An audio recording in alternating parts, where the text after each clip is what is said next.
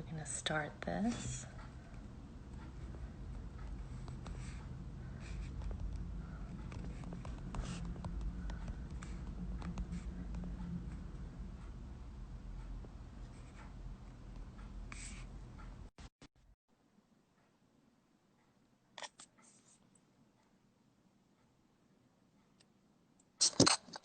Hey, how are you, Sophia? I'm well. How are you? You look fabulous. Per usual. Can you see me? Yeah. No, I was just thinking, I was like, I feel like I'm just trying to set my phone up 1 second. I was just saying, I feel I'm like Eva gonna witnessed do me. a little. I'm gonna do a little comment pinning here. Okay, cool. Like a Q&A thing? I'm gonna do a little comment pin so people who join can know what's going on. So a little lunchtime art chat with Sophia Dawson. Okay. I think I'm almost completely No set worries. up. Happy Okay. Wednesday. Wednesday, right? Happy Wednesday. Yes. Yes. Oh my God. It's so good to see your face. It's really good to see you. Okay. Whew. So we've been going jogging. My family we've been trying to do little morning runs together. Oh, that's And, good. but I woke up really late today and I was going to cancel, but it's kind of like the runs are good because it's like a moment to laugh, to not worry about the day, to like thank God for another day. So we just literally got back at 12:02 and I was like, oh my God, I have to get ready. So, and Well, I'm ready. you look fantastic. You look Thank you. fantastic. You do I not look see like you you just got back from glowing. a run. I'm telling you, it's just a little bit of eyebrows. I literally was like about to yell at my son because I had to sharpen my eyebrow pencil, and he takes all my sharpeners. He's like the art supply thief. It's really bad. Like he takes everything, and he will never be like, "Oh, I took it." He'll be like, "I That's don't know." hilarious. That's hilarious. Well, it's good to see you, Sophia. So you are our first guest on Aw, our really? on our Instagram live conversation at the gallery at W83. Yay! I So didn't know this is super that. fun. You're the first one to do Oh my this. God, my This boobs. is my Sorry. first like official Instagram live situation. I practiced yesterday Okay. just because I'm a planner and I want to make sure I knew how to do Yes. this. Oh yeah, I knew that. That's why I Um, was like, I should probably like call in at 12:25 because I know Eva.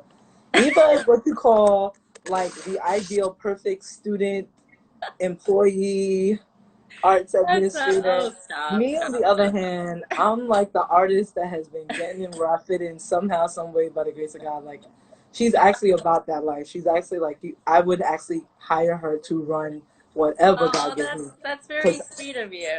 I wouldn't That's run very it. I would be sweet. the visionary, but I would not. Wow, that's very kind. We all have our talents, right? We all have the things that we bring to the table. Yes. So yeah, so Sophia and I went to grad school together. That's how we first met at the NYU Yes. Visual Arts Administration program. And Yes. then after grad school, we had the chance to work together with a group show at the gallery at W83. This was back in 2015, December 2015, I think. And I know, so long ago. And Yeah. it was a group That's crazy. show called Till We Have Faces. Make sure you And wave at everybody that joins in. Do you know how to yeah, press the wave button? Okay. yeah, I'm waving. Okay, I'm good. waving away. Because I normally Um, wave and I'm like, wait, I'm not running this, so I gotta. don't worry, I got this. You just Okay. relax and enjoy. Um, Mhm. so yeah, so Sophia is someone that I've just always admired. She is an artist, activist, educator, mom. I don't even know how many other titles you hold, but you're just one of those people who is We're so both thoughtful, believers. We are both both believers, believers. right? Yes. Children of God. Yes. But you're one of those people that I've just always admired because you're so thoughtful and talented and generous and very authentic. So I was so glad to have this time to talk to you. And selfishly, we haven't caught up in a while, so this is sort of fun. Right. In like years. In like 5 years. Yeah. Well, thank you for the intro. It's only by the grace of God that I'm any of those things or even considered being any of those things. One thing I have to say about Eva, because she won't mention this, is that, yeah, we were in grad school.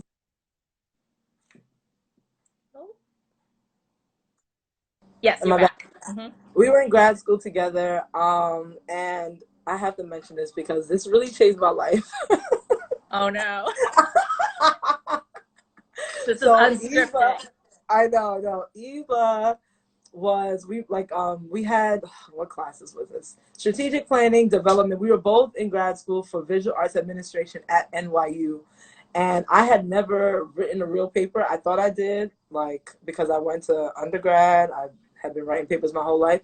But we had this one professor, Melissa, who was so horrified by my writing that she never graded my papers.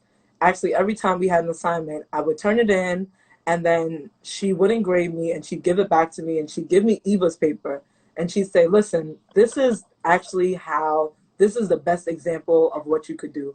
So go back, take this, read it, go back and rewrite your paper. Oh And God. like in the time, it was like heartbreaking because anybody knows like we were already crying, stressed out, overwhelmed upon handing in the paper. Now to get it back and have to go do it again, but Eva is such a great writer and she really helped me. And so from that class, I basically learned what I needed to apply to every residency that I've done, every grant that I've gotten. Like all of that stemmed from not only Melissa being like an extremely difficult professor, but also the fact that she gave me your papers. So I owe Oh, you like a thank you and I have to honor you very for that sweet. because it really helped me. I was like, wow, every artist should take this class. After I finished it, of course, I was saying that. Hmm. But yeah. Oh, that's so sweet. Thank you, Sophia. Well, you've come a long way from grad school too. You've been involved in so many projects, so many residencies. Yeah. I'd love to hear actually what you've been up to, since this shelter in Quarantine. place started. I know you've been busy. What have you been up to? Yeah, I've been doing the most. Unfortunately, I haven't been making as much work as I would like. However, I'm learning that my practice is not like everybody else's practice. So what every other artist qualifies or quantifies as like being busy producing art is not the same for me. So for me, making work might mean going to my mailbox and responding to letters from political prisoners and my students. It's not as fun as painting, but it's so important to the process. And so like I think being quarantined has forced me to really pay attention to the parts of my process and practice that I haven't had time to or I've been avoiding. Mm, Um, just because some of it is heavy, like yeah. it's hard to know that like I mean I've had like I teach art, so when I say my students, I teach art at Rikers Island. So I've been teaching art at Rikers for the past few years, Mm, and then I have been for the past over 10 plus years. I've been writing political prisoners from the 60s and 70s on Black liberation movements, and really just trying to advocate for their stories, advocate for their freedom, intercede for them spiritually. And so, like, I don't know, that part of the work has just become more in my face yeah. since quarantine.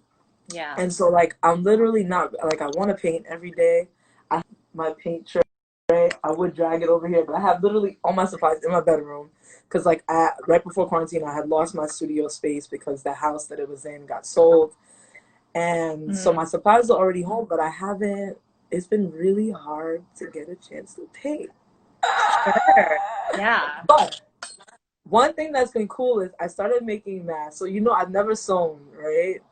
And my little sister, it has always been like a seamstress. So she makes lingerie and intimate apparel and bras and lace and all this stuff. Hmm. So she actually taught me how to sew a few weeks ago, and that has been Pharaoh. I'm in a meeting, please. Um, if it's not urgent, you need to wait. Everything's urgent when you're dealing with me. He said everything's urgent when you're dealing with me. Everybody say hi to my son. This is why I Hi, have my mom make art. Pharaoh. Good to see Hi. you. However, he has produced. Bend down so you can see your face. Oh, I'm sorry. Hi. Hey, He good to has see produced so you. much work. He has Me too. produced so much work. Like he makes a painting every day. I'm actually jealous. So Wow, that's awesome. Yes. so you That's basically amazing. mix the dust with white acrylic paint and it changes color due to heat. You mix the dust with wet acrylic paint and it changes color due to heat. Okay, Yeah. that's cool. Do you have $20? Yeah. Okay. So we'll talk about it when I'm done with my call, please. Okay. Bye. I can't believe how tall he is. Yeah, He's huge. Oh, I think he's past me. I mean, if he hasn't, by the time we get outside and quarantine is over, he will definitely be taller than me. Wow. That's amazing. I love it. I love it. And I love that you guys create art together that, Yeah, is very much part of your relationship. yeah, but it's not like we create art together. That's what people don't understand. I become his assistant, which is not fun. So it's actually not collaborative. It was midnight last night. We almost got into a full blown argument because he was like, "Can you help me to design my yearbook cover?" And I was like, Oh, "Yeah." So wow. there's like a competition going on. I guess all the kids have to make something and send it in. He Yeah. asked for my help, and then as I'm helping him, he's literally like pushing my hand away from the stylus. Like it was genuine beef, and I was like, "Wow, you're really like that male artist. That is so annoying." I can't believe that you came out this way. Didn't want any Oh my input. goodness. But Oh no, but I yeah. mean it's fun though. Like it's nice when he has something he's doing and he doesn't need help and I have something I'm working on, but that rarely happens. Usually he needs Sure. help, aka he needs my art supplies and Right. by default I'm cleaning up and Right. but yeah, so this has been it's kind of just been like therapeutic learning how to sew. But also, there's another artist. I don't know if you're familiar with Bisa Butler's work. Mm-mm. If not, you should look her up. Okay. Bisa and then Butler. She's based in Harlem, if I'm not mistaken.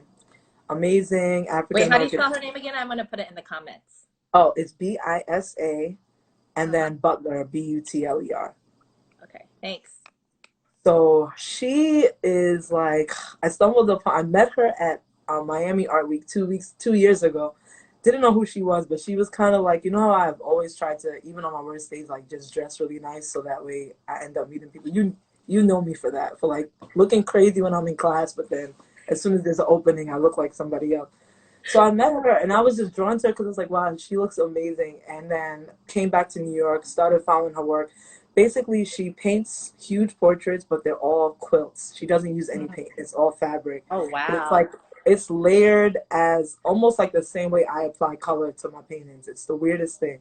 Yeah. And so I found she did a live a few days ago, and she was basically saying how when she first started, she was painting and then gluing fabric onto portraits, which I've been doing for a few years now. And then she shifted to actually using fabric as the main medium. So I'm like, yeah, I'm making masks. Yeah, this is like a side quarantine hustle. But at the same time, like I could be learning how to sew for something practice related. So I've been taking Hmm. it really seriously. Hmm. Um, yeah, so that's one. And then what else have I been up to? Oh, teaching. So um so before quarantine I had a nice budget contract with the Whitney Museum. Yeah. That actually got it's technically postponed until the fall. They did give me a third of the budget because we had done all the meetings and the groundwork, and I had met with some of the young people, but everything got canceled because the museum closed down. Sure. Um, what else? The Brooklyn Museum, however, I've been able to continue to work with them by the grace of God. So, um, with the Brooklyn Museum, what was it? Oh, it's called Project Reset. Mm. So, Project Reset is like an early diversion program where young people, actually anybody from the age of, I think 18 might be the youngest, if not younger, 18 going all the way up. So even elders, if they get arrested for a nonviolent crime, they can take this a 1 day class with the Brooklyn Museum and have the arrest sealed and not have to go before the judge. So these are people who get arrested and they also receive desk appearance tickets, which means they have to go before a judge Hmm. and go through that whole process.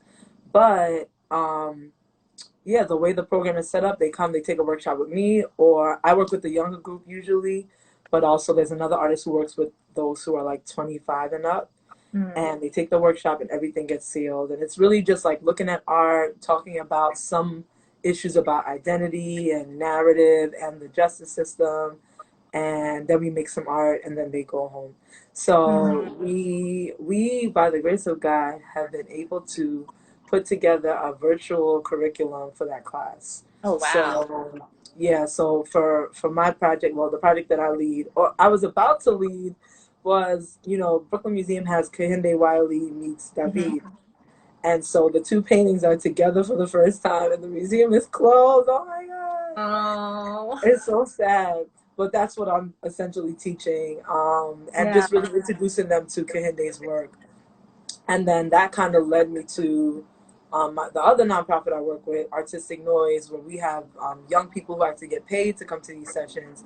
They have transitioned out of the justice system, and now they're like basically learning the administrative and what do you call it? Like the creative and administrative side of being a professional artist. And Hmm. so they also get paid to continue to come into these virtual sessions. And so far, we've looked at Kehinde's work, Renee Cox.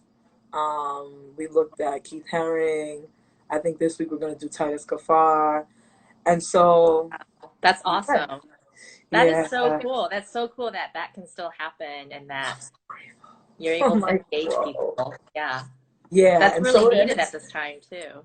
yeah, and then so and that's trickling into probation work. So again, like young people that have to meet with their POs, and like if they don't have these meetings, then probation goes on for X amount of hours, and so if everything is shut down, then you're still on probation for longer than you need to be because of this unforeseen Right. pandemic. So yesterday I taught my first probation class, also. Yeah. So it's been fun. I actually want to open it up to grown-ups, but I have no idea how to do it grown-ups. Oh my God, I'm such a mom. Grown-ups. Grown ups. No, but I'm thinking about it. I just don't know if people have time or care. And I also don't want to charge people when a lot of people are having financial situations. But Sure. I'm like, it would be cool to like open up the workshop and be like, Yeah. today, whoever wants to come that's a child can come and join in, or a parent or whatever. But I have to figure that out because Yeah. I don't want to spread myself too thin. Right. But I also have to sustain myself. So, Yeah. Yeah. I mean, you're very busy. It sounds like you are still pouring out into a lot of different projects, yeah. providing instruction, helping to guide, helping to direct, people into Hmm. creating art and into thinking about.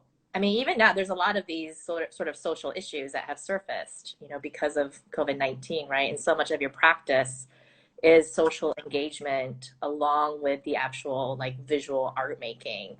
Has Right. any of that for your own processing been impacted by what's happening? Um, I mean, it's hard to, so as much as everyone is home and still, because there's so much going on, like this is a very hard, difficult time to like raise awareness or advocate because right now everybody needs help, Yeah, in some way, form, or capacity. sure. I think that new situations have arisen. Like, I mean, I was always advocating for elders to come out of prison, but now it's like, yeah, well, these are the people who are most at risk. Right. But like, it's tricky. And also, my students, like, I have a few students who are supposed to come home at their next court date, and now the courts have been closed for a month. And so, what does it mean to be like stuck on Rikers Island? And like, I can reach out to family members. It has become, I guess, like the way that I don't know why this came in my spirit, but like the way that Jesus went from like preaching to the multitudes to like a one-on-one ministry, like the Samaritan woman and like this person that he would heal, like it feels like I'm being called to do more one-on-one Hmm. ministry as opposed to like trying to get the masses to look at what I care about. Like, Sure. and I'm learning that the act of, like, how do I say it? There's two levels to the work, right? And I didn't know this before, but I've learned this over the past few years. There's a physical, Hmm. like making the art. There's a physical having a GoFundMe where people could donate to political prisoners. There's a physical petition that someone could sign. There are people that could show up physically in numbers at a court date. There's that part. But then there's also the spiritual side of my practice, and that is, I think, where God wants me to focus on right now, where like I'm trying to think of an example. I have two. I have two examples. Hmm. So, specifically dealing with the political prisoner project. So, like back in December of, I believe this was 2017, I usually, if I'm gonna paint an elder or a prisoner, I communicate with them first. I'm in touch with them. We're already writing. We build a relationship, and then the painting comes after. But there was one elder whose name is Ed Poindexter, who's still politically incarcerated, who I was pressed to paint like around January of 2017 or February 2017. And I was like, this is not how I normally do it, but because like it's like I don't have peace, let me just get the painting done. Mhm. And so I started it and I got it done. And then just like that, I had peace. And I was like, okay, whew, that's off my plate. Now I can keep going. Because sometimes, like, the Holy Spirit will literally poke me. And that's another thing. I haven't felt that poking, Mm. paint related it Yeah. since quarantine. The poking has been coming in other areas. Right. So I did the painting, I let it go, kept going on with my other work. And then, like, a few months later, his lawyer reached out to me and said that, basically like, oh, thank you so much for writing Ed. He's received your letters. He's really grateful for what you've done. Like, because I had sent the picture of the portrait in, Mm. but she said like he's not physically well enough to write you. And then she goes on to say that like earlier this year he was going through open heart surgery, or he had to have open heart surgery because he was like basically fighting for his life. And Mm. so like I've come to understand that, like, not knowing what was going on with him physically, but sensing spiritually that I had to do something, like just to do his portrait. I've come to understand and learn that painting and like even writing letters, actually any act of obedience concerning anybody who is assigned to me through my art, is actually an act of intercession. So like Mm. by painting, that was like a form of prayer for him, even though I didn't know anything was wrong with him. I've never received a letter from him. I personally don't know him, but I know that that was the name that was in my spirit. And at that time, he was fighting for his life. And so I'm starting to understand that there's like prophetic acts that cause things to happen and shift spiritually. So like if you think of the woman in the Bible who went to the prophet and was like, "Oh, you know, my the debtors, they're coming to take my children," and she was a widow and she had no money. And then like he goes and he's like, all right, collect all the jars and shut your door. And she goes and she sends her sons and they go and do it. Like the amount of oil that she had was just enough to fill those jars. And so Right. like the prophetic act, like though she was obedient, but like that act of getting the jars is what produced the oil to fill them. Because if she would have had 10 more jars, it would have been filled as well. So like me doing the paintings is a prophetic act. And it causes like other angelic divine activity to step in for these people, and I'm like, oh, that's really cool. Yeah. um, I had another experience where another elder, Eddie Africa, who's actually free now. Actually all of the members of the move organization are free, so like when you met me, they everybody was still locked up. By the Mm. grace of God, since 2010, 11 people have come home, and Wow. this That's is amazing. after 30 years, 40 years, 41 years of the parole board telling them no. Wow. So it doesn't make sense. And I'm not saying it's me. I'm saying that God has his divine timing and this is what he's called me to do. And I believe that it helps to shift things. Like he's always been looking for someone to stand in the gap. Technically, he can't step in until someone gives him permission. Like that's why the institution of prayer exists in the first place. So, yeah. Wow. And so Eddie was like I was pressed to paint all these portraits. So I've been doing it for the project for a long time. I hadn't Yeah. finished all the portraits. I was getting like anxious and also like over it, like I'm done. Like I can't make any more huge paintings. I have nowhere to store them. So basically the Holy Spirit was like, okay, just make some small ones. So I made like 10 small paintings, brought them to Art Basel, my first Miami Art Week, attempted to sell them, sold none of them, came home with all the work, like frustrated, trying Mm. not to murmur, like, oh my God. I literally had, if you would have seen me on the airplane, like the amount of work I carried, it was just me. I did my own installation. It was a Oh fail. wow. It went Wow. terribly left. It was so bad. But I was like, okay, I still needed the experience, and I also needed to learn the difference between like Wynwood Art Week and like what happens on the strip. It's two different worlds. I had never gone before. So long story short, I was upset, but I was like, let me not complain because I know what happens to people in the Bible that complain. So I was like, forget it. I'm just gonna let it go. But then I learned that all the portraits are supposed to be a quilt, so I was never supposed to separate them and sell one. Mm. So okay, moving on. I basically finished the portraits. I put them all up on my studio wall. I had a residency with the Bronx Museum, so I put them all up just to see what they would look like collectively. And my friend, Esther Kusi, who is a fashion designer, she agreed to help me sew the quilt. And but first she was like, just bring me one of them so I can run it through my machine and make sure that like, it doesn't break my Mhm. needles or whatever. So I was like, okay, cool. So I take it off. Our meeting place, she lives in Jersey. We go to church in Stamford, Connecticut. So I take it off. We meet up in Connecticut. I give it to her and she tries it out. She's like, oh, it works. 2 weeks later, that the individual, it was a portrait of Eddie Africa that I had taken off of the wall. He's free.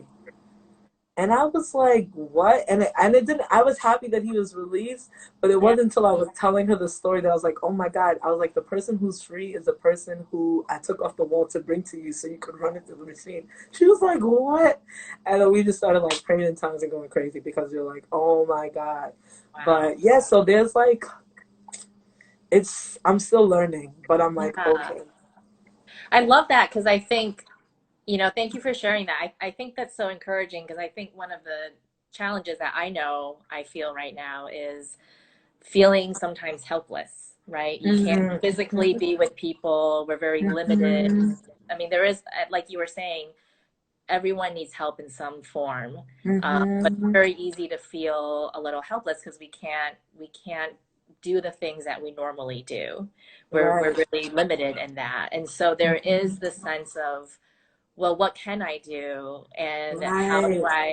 how do I really help people? I feel like I'm not Right. doing anything, or I feel like I'm not able to do what I'm accustomed to. So I think this Mm-hmm. the notion of prayer, the notion of intercession in different forms, the notion of obedience when we don't see what the outcome is, but just sort of faithfully applying what we It's have and what we know. I think that's yeah. really encouraging, whether Yes. you're an artist or not. Like Yes. we all have these talents and gifts and we're called to apply them. And we may Yes. not see the fruit of them right away, but it doesn't mean Right.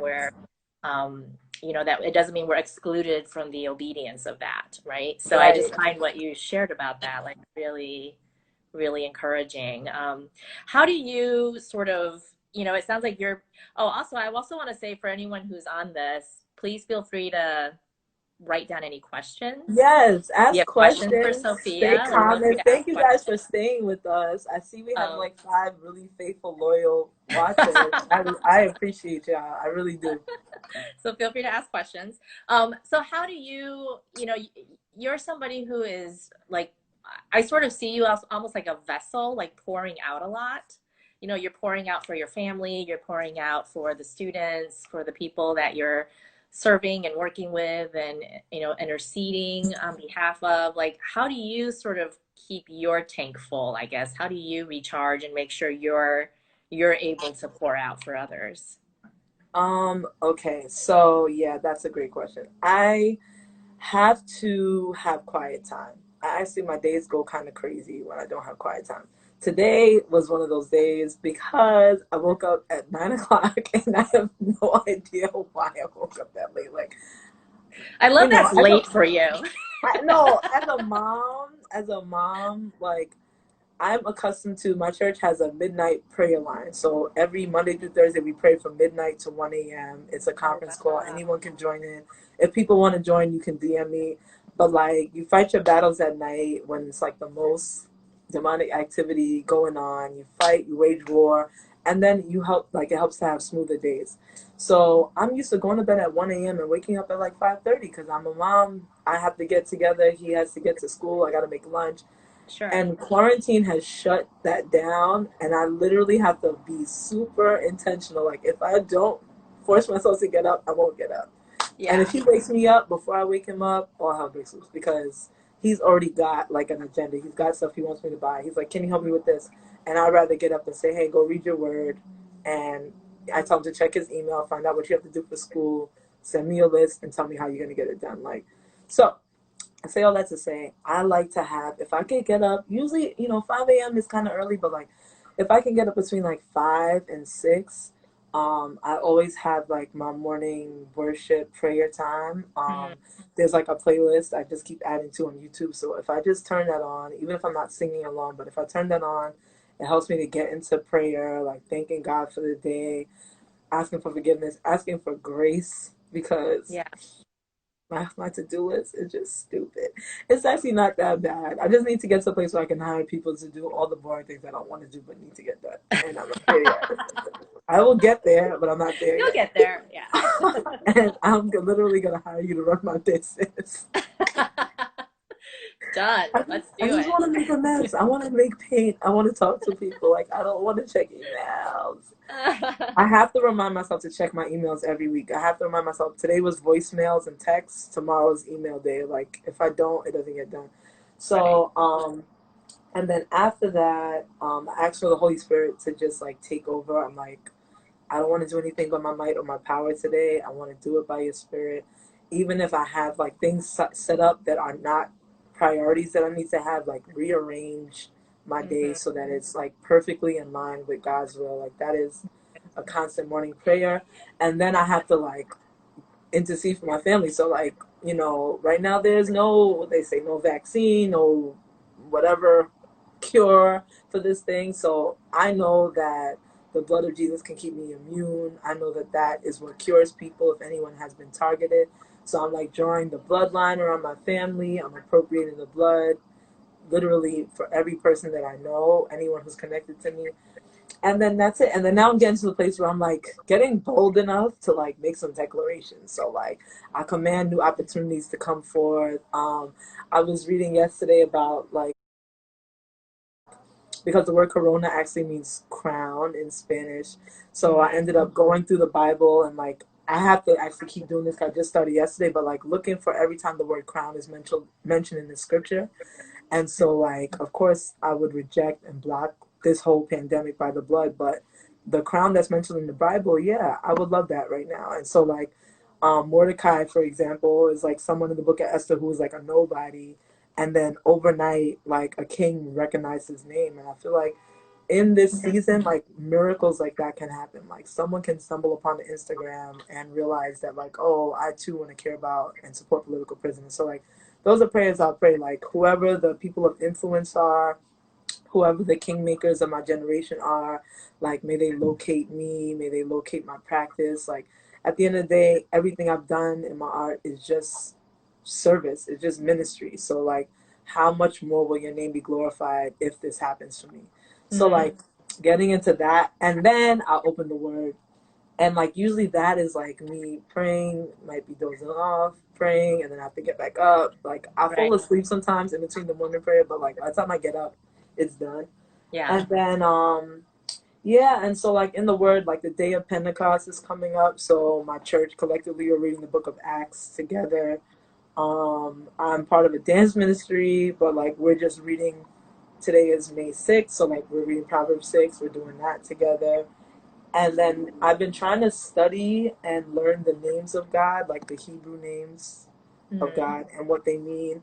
And I used to just learn like the name and then what it means, but like I've been actually reading the what do you call it? Like the context in which that name was used, so I can Right. understand how that nature of God could serve my life. So that's like I try to do that in the morning. That can get done between like 30 minutes to an hour, and if I don't have all that time, like it's kind of hard. But then I've been trying to get better at finding times in the day to just go back and like, even if it's for 10 minutes, just like go back and refresh it. Um, I was working on committing to memory Psalm 91, so trying to like internalize the word by like memorizing it versus just reading it and then having to like Google it when I want to look it back up. Like that helps. And then fasting, like that's a Yeah. huge part of my practice. My pastor, like a few years ago, recommended like even if you don't want to fast all the time, like pick whatever day of the week you were born on and fast that day and seek God's face at least one day out of the week. Mm-hmm. Um, and right now, a lot of that looks like intercession. So like interceding for, you know, the church as a whole, my church, my leaders, my family, stuff like that. So that's Yeah. pretty much like that stuff. And then like I'm a part of a praying and fasting church. So like every Yeah. quarter we have like 2 weeks. A 2 week. It can come at any time. Actually, we eat a lot because we know that the next fast is coming up tomorrow. Even though it doesn't really come tomorrow, but like you blink and it's here, and you're like, wow, I'm Right. glad that I had that burger because now I can't have a burger. So So these rhythms of feasting and fasting. Yes, oh my Yeah. God. Yeah. Ah, Well, we actually have a question here. I think it's okay, a cool. good question. Do you find that your faith creates barriers for you to move through the art world, or do you find your work speaks for itself? Ooh.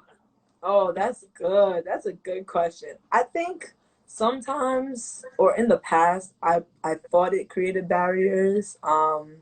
because I mean I used to like do artist talks even like cuz my work exists in the art world and in the activist community, and Right. if I get up in front of those crowds and I say the name Jesus, I literally could feel people cringing.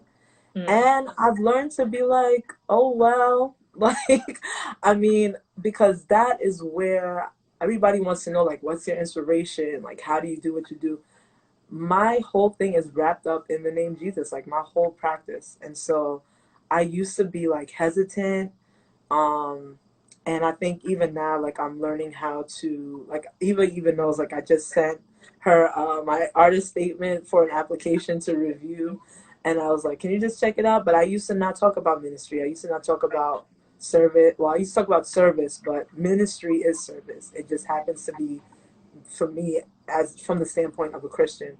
Um, uh, yeah, there's a lot of stuff that I used to try to leave out just because like it would be safer because I sure. know that the art community does not, they're not necessarily fans of God or religion or anything like that. But I've come to the place where I really don't care. I don't care because I'm like, you know what? There's no door in my life that any person can open but God anyway.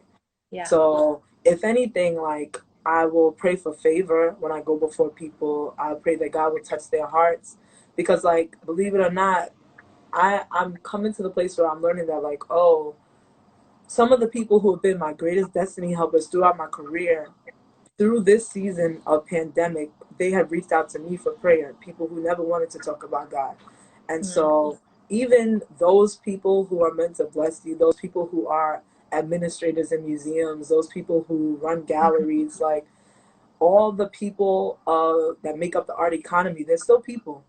And mm, so when this pandemic happened, I had a strong foundation to stand on. And even if not every day's been perfect, I haven't been depressed, I haven't been anxious, I haven't been worried.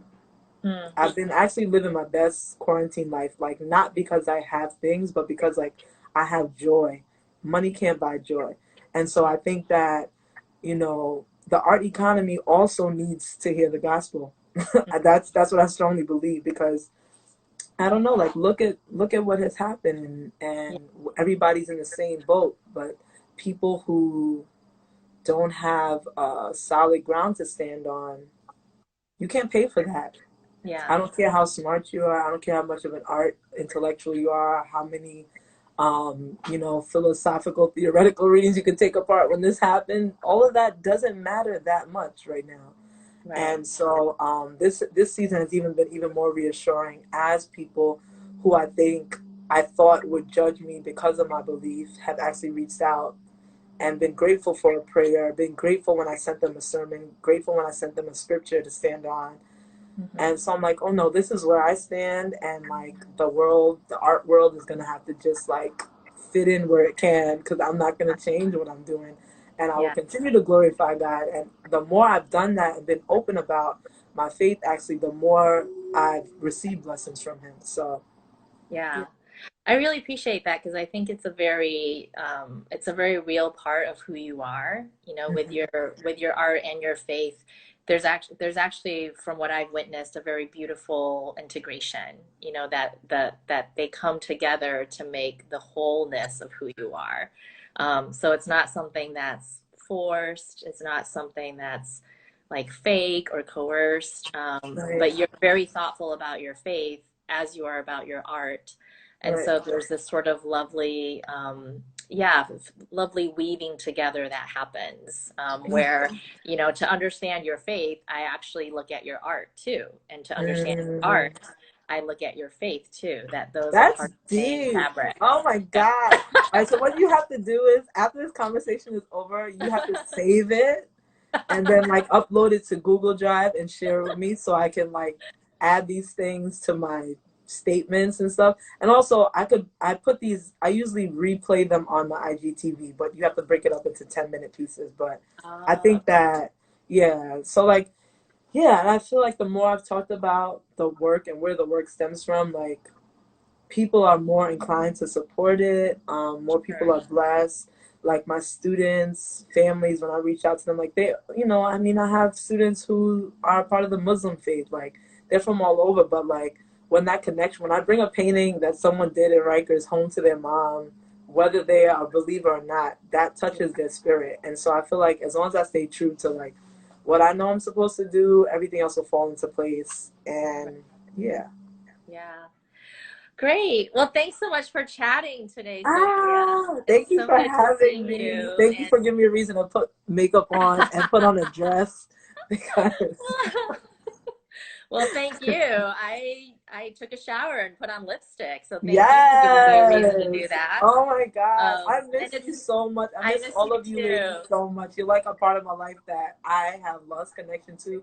I have to do better. I'm actually really trying to be intentional about being better because I miss you Okay. guys.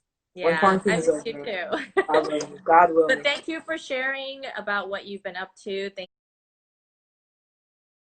you, faith. And, I just sort of pray a blessing over you and your family and your work, Amen. Thank that you. you would be well and that you would Amen. continue to, yeah, continue to share your talents, to intercede, continue to press into your community to where there are Amen. needs and hurts, and that you would bring hope and that you would bring truth and you would bring peace into those places through your faith, Amen. through your Thank art. you. So thank God you, bless you. Sophia. Thank God you, bless you. Have a Eva. good God bless day. you too. Make I'll sure you talk to leave you the later. video up and I'll send people over to the gallery to Okay, check it out. I'll do that. Thanks Bye. so Thank you, much. everybody, for Thanks, tuning in and for everyone. staying the whole time. You guys are awesome. Have a great Wednesday, rest of your Wednesday and rest of your week. Yes, you Bye. too. Bye.